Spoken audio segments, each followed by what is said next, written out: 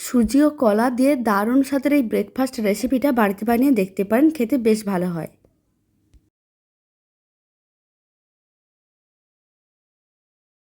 প্রথমে একটা মিক্সির জার নিয়েছি, কলাগুলোকে স্লাইস করে কেটে নিতে হবে। তারপরে বেশ কিছুটা পরিমাণ সুজি দিয়ে দিলাম আর দিয়ে দিলাম চিনি। এবার দিয়ে দিচ্ছি দুধ, তারপর খুব ভালো করে পেস্ট করে নিতে হবে। মিশ্রণটা রেডি হয়ে গেছে, মিক্সিং বোলের মধ্যে নিয়ে নিলাম। আর দিয়ে দিচ্ছি 1 চামচের মতন custard powder, baking powder, baking soda.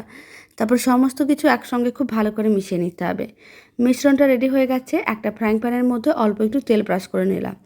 আর কিছুটা করে মিশ্রণ দিয়ে দিতে হবে। তারপর ঢাকনা বন্ধ করে 1 মিনিট মিডিয়াম ফ্লেমে রেখে দিতে হবে। 1 মিনিট পরে ঢাকনাটা খুলে নিতে হবে আর এইভাবে সাইডগুলো আলাদা করে নিতে হবে। আর উল্টো দিকটাও একইভাবে 1 মিনিটের মতন রান্না করে নিতে হবে। তাহলেই রেডি হয়ে যাবে দারুণ স্বাদের এই প্যানকেক।